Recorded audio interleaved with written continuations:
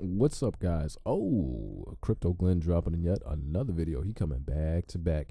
What's going on, guys? Thank you for joining me for another video, the second video of the day.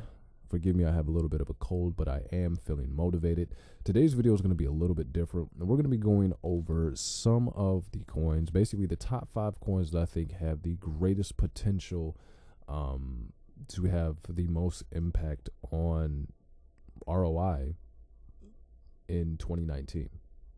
And we're approaching this from a very pragmatic viewpoint. So if the coins that you are holding right now don't really have any utility, they're probably not on this list. I'm trying to view this from how the big boys coming in are going to view the value of a coin, because we know they are bringing far more money to the marketplace than you or I could ever really bring.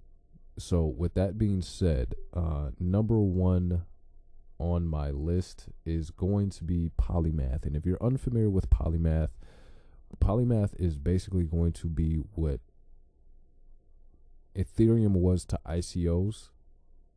Polymath will be to STO, security token offerings, and have been partnered with T0, the T0 exchange, and the T0 project.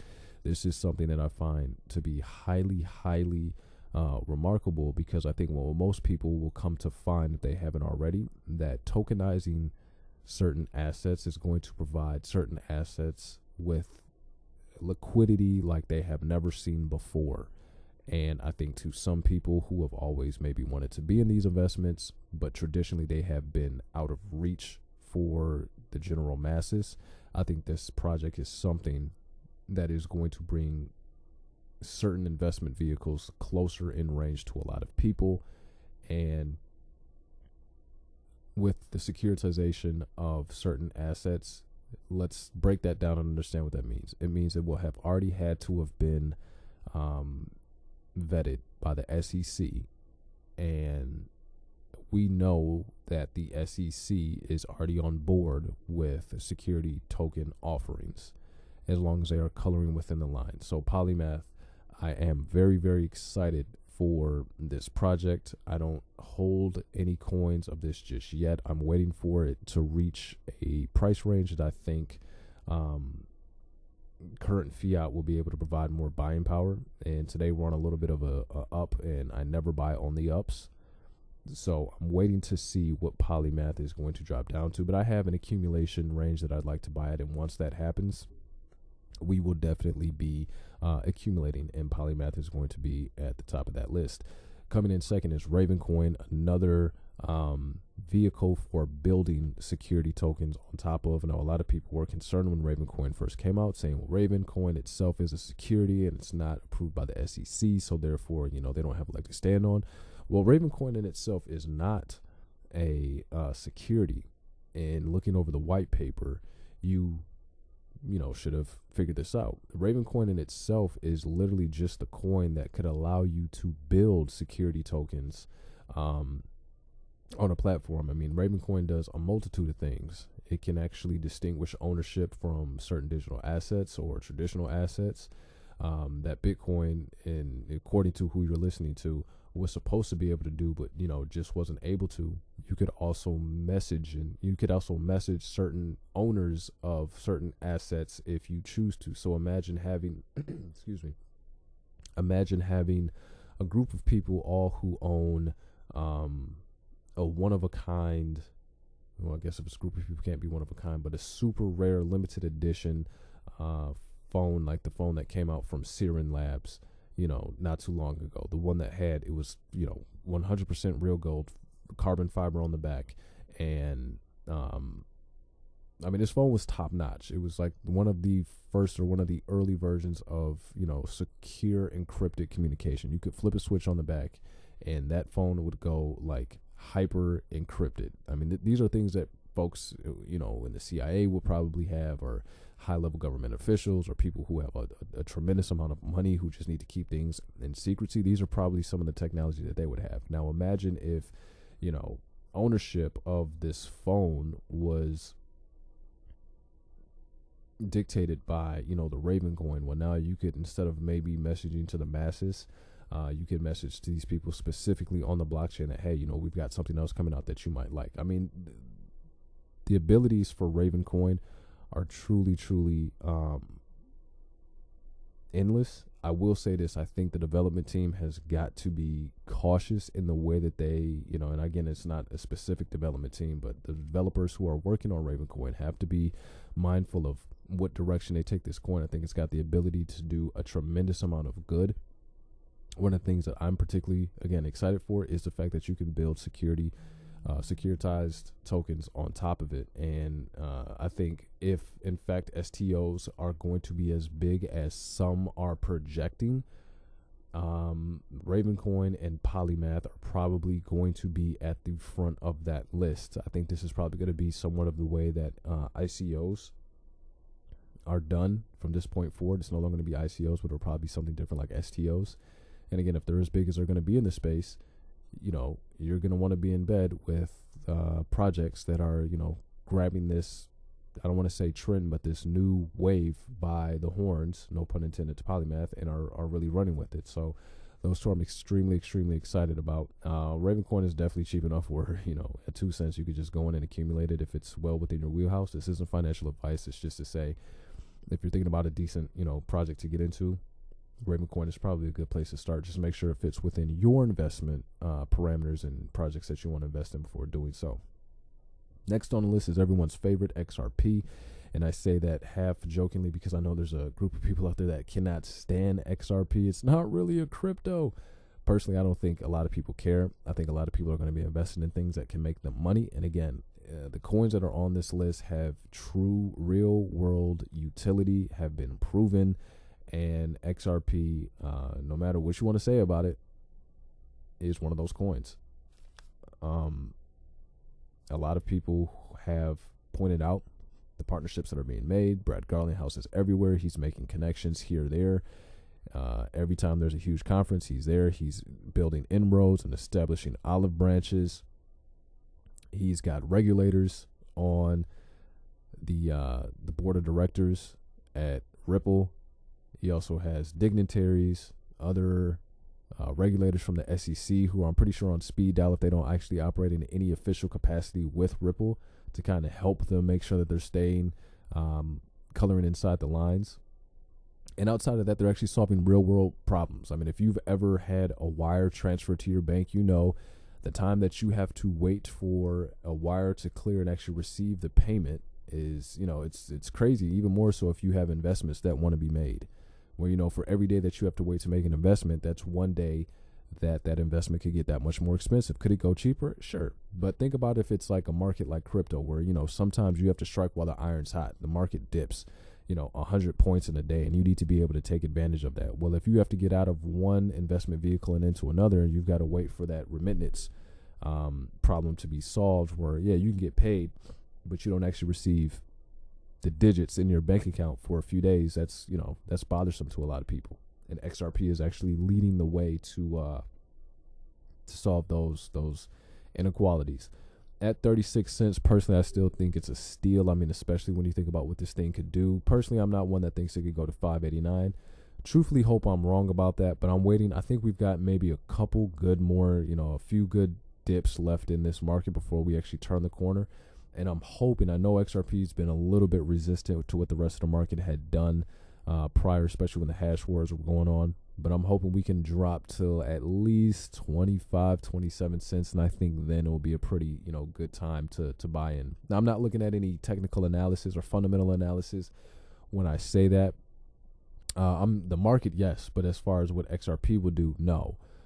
That's just, me hoping and wishing that that's something that, will in fact happen. If not, then we'll have to reevaluate and pick and choose when would be a good time to get in. But XRP, I think, definitely great for a long-term hold, especially when you look at all the things that they're looking to accomplish and just the relationships that they have across the board and the amount of, people, the banks, companies that they already have using the XRapid technology. And even more so, no one who has actually used that technology coming out and have anything negative to say about it. Again, we're trying to approach this from a very pragmatic standpoint.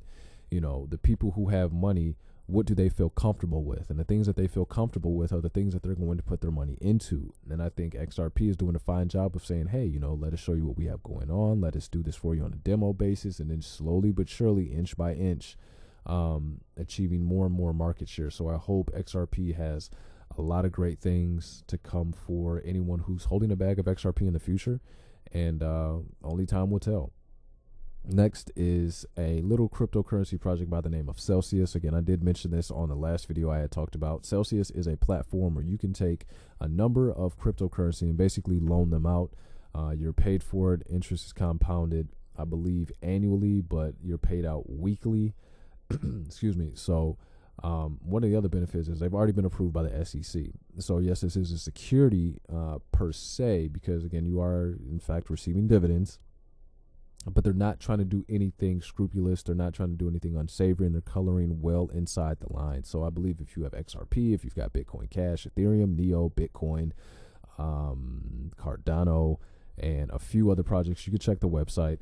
It's laid out there, very plain, clear English. And, the thing that I really liked about it was I'm thinking that, this is a platform you probably have to have your coins locked up for so long. You probably have to have a minimum amount. Well, with a lot of coins, you don't. And no, there is no set defined period of time that you have to have your coins locked up. So if you were, let's say you knew about Celsius a while ago and, the market's been behaving the way that it has been. So you said, hey, this market's not really doing anything. I'm going to basically loan out some of my crypto and basically earn crypto on it. And then if the bull market happened, next month, next week, sometime next year, you could actually pull those coins out at any given time with no negative recourse to you and make them work as you see fit. So Celsius, again, just with them being SEC approved and with them actually allowing you to do what you want with your coins, I feel like it's extremely transparent, and I honestly don't know why a lot of people aren't talking about Celsius. Now, I know that's only 4 coins, or 4 projects. I couldn't really think of a 5th, so I'll just kind of give some honorable mentions. First off is Siren Labs. They've got a new phone coming out. I believe it's and I know I'm going to butcher this. It's either the Telly or the Nelly. No, that's not it. Give me a second. The Fini, that's what it is. This phone is going to launch in 1 day, 23 hours, 52 minutes, and 12 seconds at the time of recording on this video. This phone I think is super cool. First of all, they said it's a phone that runs on Android, the OS. They said the inspiration for the phone was a car, so the automotive, hence why this vent looks the way that it does, and some of the other features on the phone from an aesthetic standpoint. But more importantly, on this second half right here, this is actually a cold wallet storage, and the phone actually basically has 2 computer chips, one so the actual standard Android phone itself cannot read what would be housed on this cold storage wallet. So when you take your finger and you push this up, it basically activates the wallet. Now, what's not known at the time, at least to me right now, is how many wallets this phone will support. But the fact that they are actually building out the infrastructure to make wallets available to you everywhere you go, you don't have to worry about it really being hacked, because there is an added level of security. Again, with this is almost like having a totally separate operating system that doesn't even interact with the traditional circuit board or computer chips on the original phone. This is totally separate. So none of the hardware in this phone can actually see what we'll call this cold storage wallet. And I think for them to be thinking about that is really, really innovative. And again, imagine you being somewhere and maybe you're dealing with a vendor that only wants to accept this particular type of crypto. Well, hey, you don't have to say, oh, wait a minute, let me pull out my ledger. It's boom, it's right here. You can just pull it out, complete the transaction, receive your merchandise or your goods, and go on about your day. So I think as long as companies like Siren are creating projects and hardware that people who invest in crypto today will use tomorrow, I think there's always going to be a space, and I think projects like this will always be a pillar for the success of cryptocurrency in the future. Next up on my honorable mention list is, in fact, Walton Chain. Walton Chain, simply put, is probably a more expensive VeChain.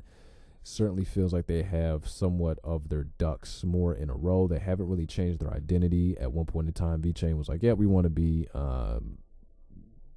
just-in-time inventory. We want to be a supply chain coin, and then the bear market happened. I don't know really what happened. I think word had came out that, they didn't really have the partnerships that they were hinting that they had. And now they're going back and they're saying, well, we actually want to be a standard for dApps on the blockchain. And I don't know about you guys, but I'm already sitting here to myself and I'm thinking, I'm like, there's already so many coins that do that better than you, and they've also been established longer than you have. Now, does that mean that VeChain can't be the standard for dApps? I'm not saying that. I mean, nothing is really outside the the realm of possibilities. But what I am saying is, instead of trying to reinvent yourself and the huge undertaking that would take, how do you even convince developers to start developing on VeChain Thor? You know what I mean? So again, I think there's other projects out there that are doing what VeChain wants to do in terms of being the standard of dApps. They've been doing it longer and they probably do it better. So Walton Chain, I think, has really just been who they are and who they're going to be. They're working on supply chain management, also with the Internet of Things, and we're going to do a little bit more research on it. But on the surface, I mean, this looks like a project that should be solid in years to come. And with that being said, I mean, there's still so many more projects that could be, put in this, honorable mention list. I mean, Stellar, which is, somewhat of a close competitor rival of XRP, Amize Go, that also looks to, do some things in terms of, the financial sector. You also have things like Cardano, Neem, just a couple others to name. I haven't really gone through a lot of these with a fine-tooth comb and rather just kind of spouting more out. I definitely want to make sure that, I've got something, of value to add to these projects instead of just naming them out and say, well, I've heard YouTubers talk about these. But Amize Go, I have done a little bit of reading, and Cardano, I have done a little bit of reading. I think Cardano has its work cut out for it, and I know it's just gone through a huge whirlwind of trouble where they've had to get rid of some people, put some new people in place, and anytime that you're taking out pieces and adding pieces, it's never really easy. But hopefully Cardano's able to get, their poop in a group, or their ducks in a row, for lack of a better phrase, and execute on some of the things that really drove a lot of people to start investing in them early on. And hopefully, I know Amize Go has some things that were supposed to be released on the back of Ethereum, and hopefully Ethereum's negative whirlwind that it's in right now doesn't, put the halt on that, because I know there's a lot of people that are really excited to hear about some of the things that Amize Go has to do in the future, such as Plasma and, some other things. So with that being said, I know we said we're going over 5 coins, but those are really just a solid 4 that I could think of. And again, we approach it from a very pragmatic standpoint in terms of people who have a lot to lose. What are they going to be looking for in terms of the coins that they invest in? So as you can tell, these coins, they already have the infrastructure built. They're not really speculative. I mean, with the exception of Ravencoin and Polymath. But again, if STOs become what a lot of people are predicting they will become, then I think those projects are going to be huge proponents and huge, key pieces in making those security token offerings available. So guys, if you liked the video, like it. If you didn't like the video, instead of leaving a thumbs down, tell me why you didn't like it. What are some coins that you think in 2019 will be primed for a blow? And please do not say Tron. I can hear someone typing out TRX already. But if you really feel that Tron's, going to be one of those coins, then hey, we'll listen to it. So let me know what you guys think in the comment section below. And if there's anything else you guys would like us to cover here, don't be afraid to drop us a line on Twitter at CryptoGlenn, as well as you can follow us here and subscribe to the channel on YouTube. Greatly appreciate it. I will see you guys in the next one. Peace.